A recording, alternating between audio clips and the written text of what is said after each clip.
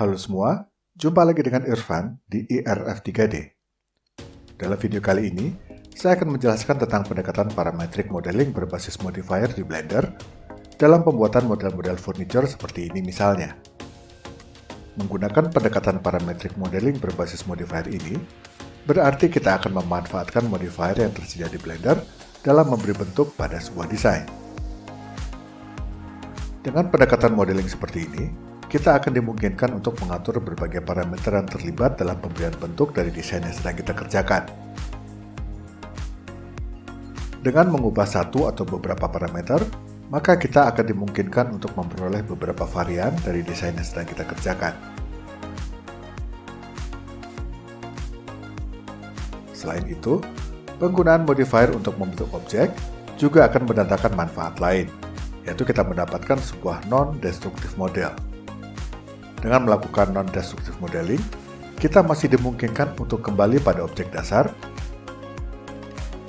mengeditnya sedemikian rupa, hingga kita dimungkinkan untuk mendapat alternatif desain yang lain.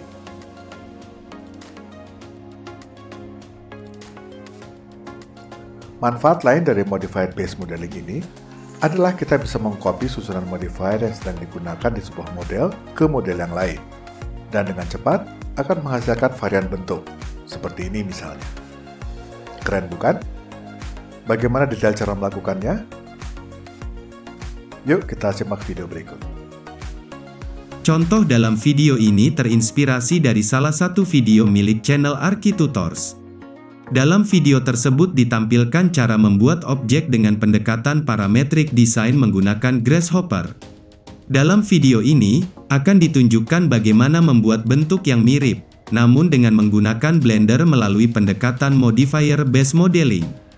Dalam video ini digunakan Blender versi 3.4.1, namun Anda bisa juga mengikuti tutorial ini dengan versi Blender yang lain. Untuk membuat bentuk seperti ini, kita harus mulai dengan sebuah kubus sebagai bentuk dasarnya, dan kita akan memanfaatkan default cube ini. Kita perlu menambahkan segmen pada kubus tersebut, dan untuk melakukannya, masuklah ke Edit Mode dengan menekan Tab, lalu pilih semua vertex dengan menekan tombol A, lalu klik kanan, dan pilih Subdivide. Kubus ini akan menjadi objek dasar kita. Langkah selanjutnya adalah mulai menambahkan modifier pada model tersebut. Mari kita mulai dengan menambahkan modifier Simple Deform. Modifier Simple Deform memungkinkan kita untuk menerapkan rotasi berupa twist atau bend.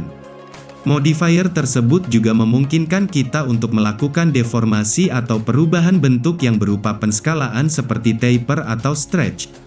Untuk melakukannya, berpindahlah ke Object Mode dengan menekan tombol Tab, dan pastikan kubusnya terpilih, lalu tambahkan modifier Simple Deform. Di panel Simple Deform, pilih Twist, dan kita akan menggunakan sumbu Z sebagai sumbu putarnya. Lalu kita putar angle-nya kira-kira 60 derajat, sehingga kita mendapatkan objek seperti ini. Biarkan parameter lainnya seperti apa adanya. Modifier kedua yang digunakan adalah Wireframe. Modifier ini memungkinkan kita untuk mengubah mesh menjadi wireframe, dan mengubah tiap edge-nya menjadi face berupa poligon 4 sisi. Untuk melakukannya, pastikan objeknya masih terpilih, lalu tambahkan modifier wireframe. Anda bisa mengatur ketebalan poligonnya dengan mengatur parameter thickness ini.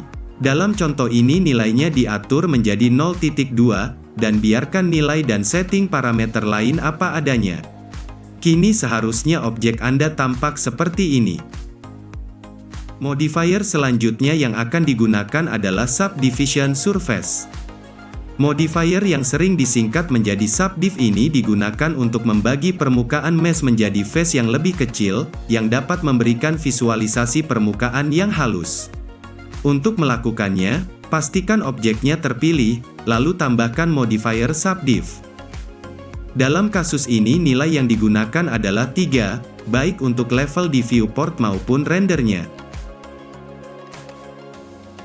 Hati-hati untuk tidak menggunakan nilai level viewport dan render yang terlalu besar, karena hal tersebut akan membuat kerja komputer Anda semakin berat.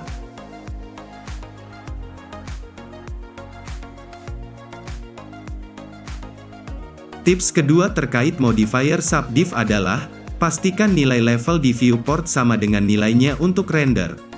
Karena jika tidak, akan terdapat perbedaan tampilan objek saat sedang diedit dengan hasil rendernya. Saat modifier ketiga ditambahkan, maka model Anda akan tampak seperti ini. Agar permukaannya tampak lebih halus, gunakan fitur Shade Auto Smooth. Pastikan kubus terpilih. Klik kanan lalu klik Shade Auto Smooth. Sepertinya sudah mirip dengan contohnya. Namun masih ada sedikit masalah di bagian ini, yang tampak ada patahan di sini. Untuk itu kita akan menggunakan modifier subdiv sekali lagi. Untuk menambahkan modifier subdiv, Anda bisa mengulangi langkah sebelumnya, atau dengan menduplikasi modifier yang sudah pernah digunakan. Kita akan menduplikasi subdiv dari sini dengan mulai mengklik ikon ini, dan klik duplicate. Seperti tampak di sini, Anda bisa menggunakan shortcut Shift D untuk melakukannya. Namun Anda harus berhati-hati dalam menduplikasi modifier subdiv terutama karena nilai levelnya akan mengikuti nilai level subdiv yang di-copy.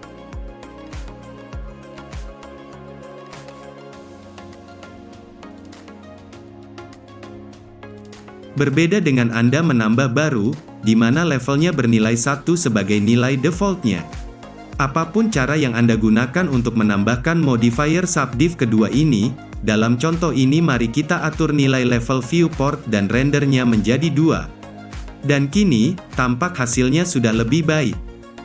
Sampai di sini Anda sudah berhasil membuat objek dengan menggunakan modifier yang diurutkan sedemikian rupa, hingga membentuk objek seperti contohnya. Kini saatnya kita bisa mengeksplorasi parameter yang ada di tiap modifier yang digunakan untuk membuat varian dari objek.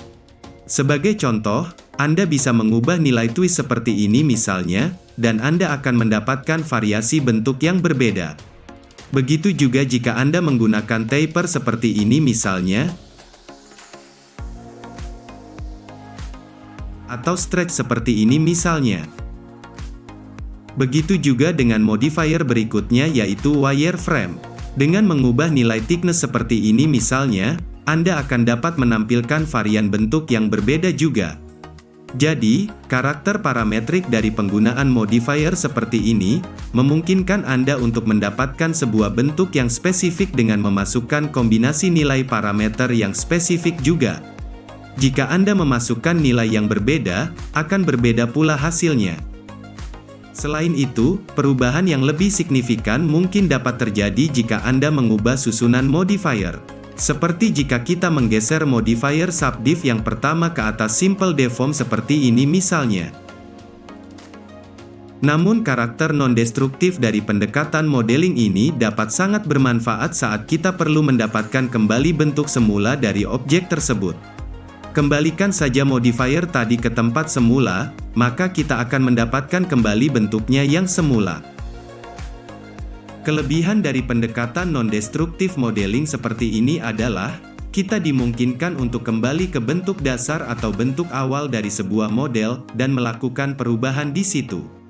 Pendekatan non-destruktif akan tetap menjaga bentuk awal dari sebuah model sehingga kapan saja kita bisa mengaksesnya. Dalam contoh kita ini, jika kita menduplikasi kubus ini dan melakukan perubahan pada mesh dari kubus tadi, maka dengan mudah kita mendapatkan alternatif bentuk yang lain secara cepat. Selain karakter parametrik dan non-destruktif tadi, kelebihan lain dari modifier based modeling ini adalah dimungkinkannya susunan modifier dari satu objek untuk dapat digunakan pada objek lain. Sebagai contoh kita akan menggunakan susunan modifier dari kubus pertama untuk digunakan pada silinder dan icosphere ini.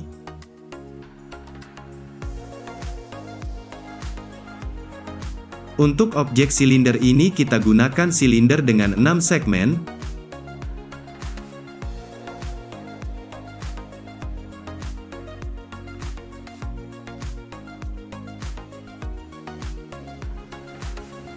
Dan seperti pada kubus pertama, kita tambahkan sebuah edge di tengah silinder seperti ini.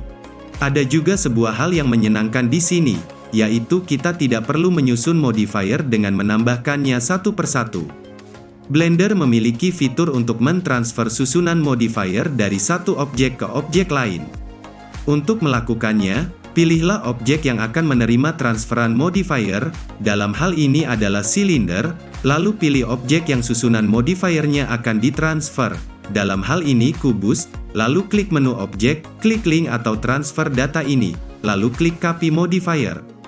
Dalam sekejap, kita akan mendapatkan silinder tersebut memiliki tampilan dengan karakter yang sama dengan kubus. Ini karena pengaruh penggunaan susunan modifier yang sama. Tentu saja Anda bisa mengubah parameter dari masing-masing modifiernya. Begitu pula jika kita mencobanya pada objek icosphere seperti ini misalnya.